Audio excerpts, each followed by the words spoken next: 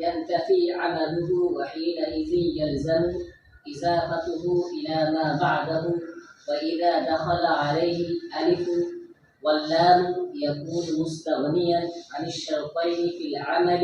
مثل جاء للمظلوم غلامه. دیکھو، بسم اللہ الرحمن الرحیم. وَإِذَا انْتَفَى فِيهِ أَحَدُ الشَّرْطَيْنِ الْمَذْكُورَيْنِ يَنْتَفِي عَمَلُهُ. اور جب اس میں مفعول میں مذکورہ دو شرطوں میں سے کوئی ایک مفقود ہو، يَنْتَفِي عَمَلُهُ، تو اس کا عمل بھی مفقود ہو جائے گا. وَحِينَئِذٍ يَلْزَمُ إِضَافَتُهُ إِلَى مَا بَعْدَهُ، اور اس وقت اس میں مفعول کی اضافت اس کے مابعد کی طرف لازم ہوگی، اور اس وقت اس کی اضافت اس کے مابعد کی طرف، اس میں مفعول کی اضافت اس میں مفعول کے مابعد کی طرف لازم ہوگی. وَإِذَا دَخَلَ عَلَيْهِ الْأَلِفُ وَاللَّامُ يَكُونُ مُسْتَغْنِيًا عَنِ الشَّرْطَيْنِ فِي الْعَمَلِ، اور جب اس میں مفعول پر الف اور لام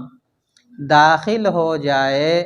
تو اس میں مفعول عمل کرنے میں دونوں شرطوں سے مستغنی ہو جائے گا. اور جب اس میں مفعول پر الف اور لام داخل ہو جائے تو عمل کرنے میں اس میں مفعول دونوں شرطوں سے، یعنی مذکورہ دونوں شرطوں سے مستغنی ہو جائے گا. جیسے مثل جاءنی المضروب غلامہ، آیا میرے پاس وہ شخص کہ مارا جا رہا ہے اس کا غلام، یا مارا جا رہا تھا اس کا غلام، یا مارا جائے گا اس کا غلام. تو چاہے ماضی کی صورت میں ہو یا حال کے صورت میں ہو یا استقبال کی صورت میں، ہر صورت میں اس مفعول عمل کرے گا. آج کے سبق میں یہ بتلایا گیا ہے کہ اس مفعول کے اس میں ظاہر اور اس مفعول بہ میں عمل کرنے کے لیے جو دو شرطیں بتلائی گئی تھی، ایک یہ کہ وہ اس مفعول حال یا استقبال کے معنی میں ہو، اور دوسری شرط یہ بتلائی گئی تھی کہ اس سے پہلے 5 چیزوں میں سے کوئی ایک ہو: مبتدا، موصوف، ذوالحال، حرف نفی، حرف استفہام. ان میں سے کوئی ایک ہو تو اس صورت میں اس میں مفعول اپنے مابعد میں عمل کرے گا. لیکن اگر ان دونوں شرطوں میں سے کوئی ایک مفقود ہو جائے یا دونوں ہی شرط مفقود ہو جائے تو پھر اس صورت میں اس میں مفعول اپنے مابعد والے اسم میں عمل نہیں کرے گا. اس مفعول کا عمل کیا تھا کہ اگر متعدی بیک مفعول ہے تو مفعول بہ کو رفع دیتا ہے نائب فاعل ہونے کی وجہ سے، اور اگر متعدی بدو مفعول ہے تو ایک مفعول بہ کو نائب فاعل ہونے کی وجہ سے رفع دے گا، اور دوسرے مفعول کو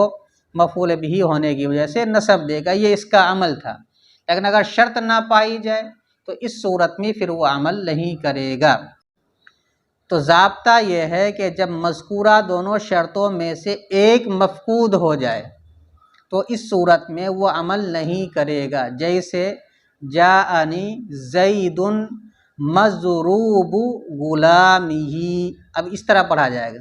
مضروب غلامہ نہیں پڑھا جائے گا. کب؟ جبکہ اس کے بعد آ جائے امسی، جاءنی زید مضروب غلامہ امسی. تو ایک شرط مفقود ہو گیا اس کے اندر، کیا کہ امسی کی وجہ سے یہ اب ماضی کے معنی میں ہو گیا.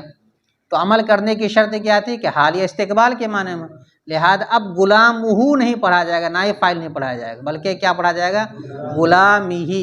اور اس مفعول کی اضافت اب مابعد کی طرف لازمی ہو جائے گی.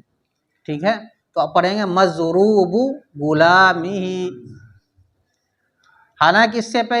سے پہلے ذوالحال ہے زید، لیکن دوسری شرط، پہلی جو شرط ہے کہ حال یا استقبال کے معنی میں، وہ نہیں پائی جا رہی، اس وجہ سے یہ عمل نہیں کرے گا. یا حال یا استقبال کے معنی میں نہیں ہے، حال یا استقبال کے معنی میں ہے لیکن مذکورہ چیزوں پر اعتماد نہیں ہے. مثلا کہہ دے جاءنی،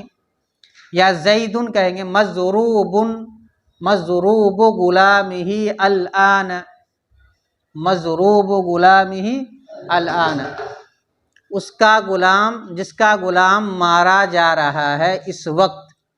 تو مضروب غلامہ الآن، الآن کی وجہ سے حال کا ترجمہ ہو گیا، ایک شرط پائے گی، لیکن دوسری شرط کیا تھی؟ اس سے پہلے مبتدا ہو، مضروب ان سے پہلے کچھ بھی نہیں ہے، اس سے پہلے موصوف ہو، کچھ بھی نہیں ہے، اس سے پہلے ذوالحال ہو، وہ بھی نہیں ہے، اس سے پہلے حرف نفی اور استفہام، وہ بھی نہیں ہے، لہذا عمل نہیں کرے گا۔ اور جب اسم مفعول اپنے ما بعد میں عمل نہیں کرے گا تو اب اس صورت میں اس کی اضافت ما بعد کی طرف کیا ہو جائے گی؟ لازم ہو جائے گا، اور یہ اضافت کہلائے گا اضافت معنویہ۔ اضافت کی دو قسمیں پڑھیں گے، ایک اضافت لفظیہ اور ایک اضافت معنویہ۔ اضافت لفظیہ کسے کہا جاتا ہے؟ شبہ فعل کی اضافت اس کے معمول کی طرف کی جائے، شبہ فعل کی، اسم فاعل کی یا اسم مفعول کی اضافت اس کے ما بعد کی طرف کریں جس میں وہ عمل کر رہا ہے، تو اس کو اضافت لفظیہ کہا جائے گا، اس میں تخفیف ہو جاتی ہے۔ اور اضافت معنویہ، اگر شبہ فعل کی اضافت ما بعد کی طرف کی جائے، ظاہر سی بات وہ عمل تو کر نہیں رہا شرط کے پائے جانے کی بنیاد، تو اب جو اضافت ہوگی وہ اضافت معنویہ ہوگی، ٹھیک ہے، اور یہ اضافت لازمی ہے، اس صورت میں وہ عمل نہیں کرے گا۔ ایک تو بات یہ بتلائی، دوسری بات یہ بتلائی گئی ہے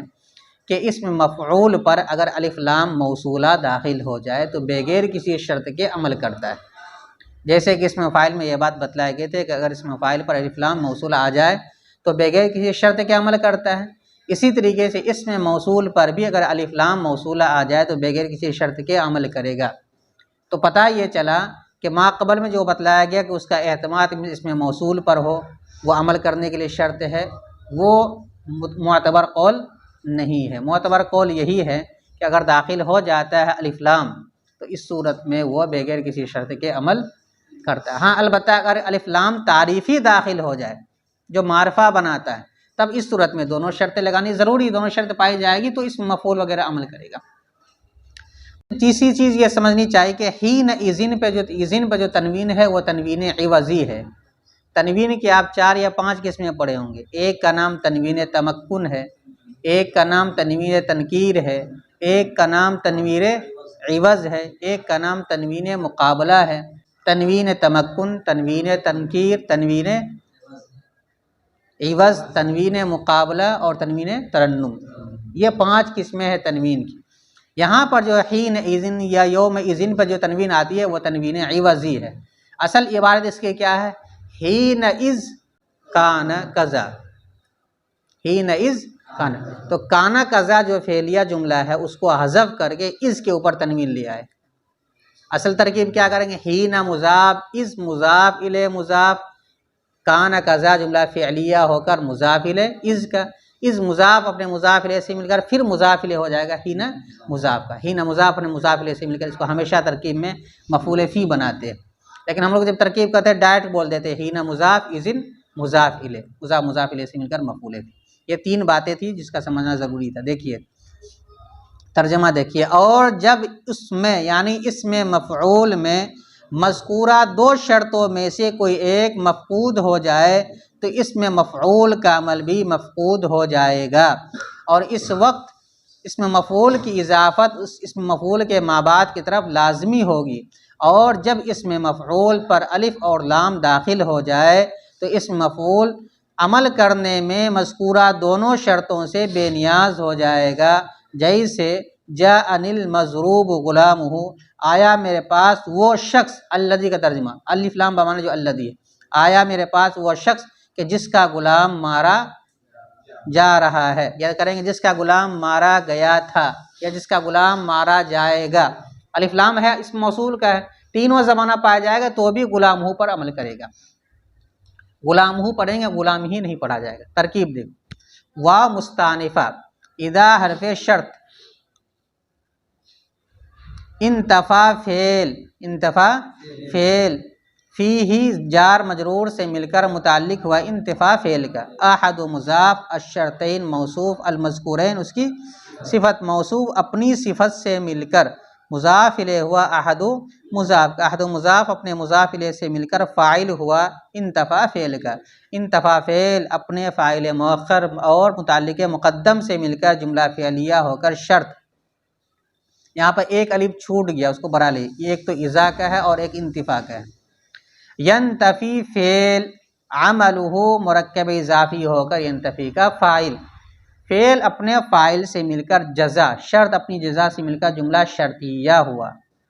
پھر شرط اپنی جزا سے مل کر جملہ شرطیہ مستانفہ ہوا۔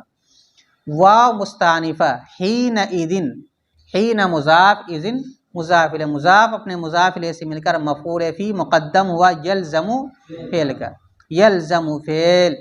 اضافتہ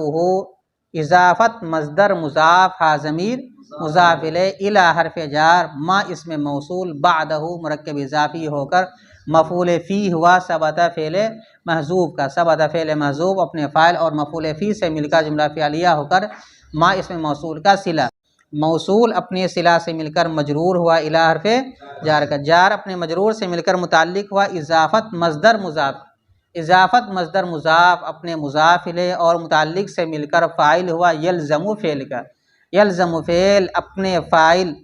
اور مفعول فی مقدم سے مل کر جملہ فعلیہ مستانفہ ہوا۔ اضافت یہ مصدر ہے اور المصدر لا یذکر ولا یؤنث، پر فعل کو مذکر اور مؤنث دونوں لائے جا سکتے، یہاں مذکر لایا ہے یلزم، اضافتہ یہ تو مؤنث ہے اضافت، لیکن مذکر لایا اس لیے کہ مصدر کے اندر تذکیر و تانیث دونوں برابر ہوتا ہے، اس لیے مذکر مؤنث فعل کو دونوں لایا جا سکتا ہے، یہاں مذکر لایا گیا۔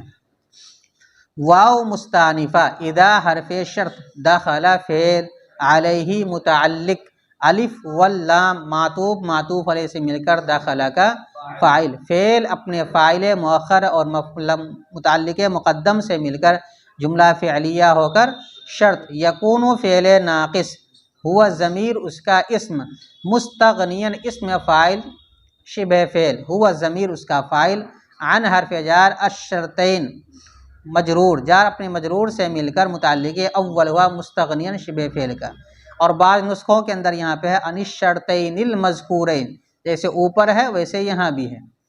مذکورہ تو موصوف صفت سے مل کر پھر مجرور ہو جائے گا عن حرف جار کا، اور جار مجرور سے مل کر متعلق اول، فی العمل جار مجرور سے مل کر متعلق ثانی، مستغنین شبہ فعل اپنے فاعل اور دونوں متعلقوں سے مل کر شبہ جملہ ہو کر یکون کی خبر، یکون فعل ناقص اپنے اسم و خبر سے مل کر جزا کیا بنا دیں گے شرط، اپنی جزا سے مل کر جملہ شرطیہ مستانفہ ہوا۔ مثل مضاف جاء فعل نون وقایہ یا ضمیر مفعول بھی مقدم الف لام بمعنی الذی اسم موصول، مضروب شبہ فعل غلامہ مرکب اضافی ہو کر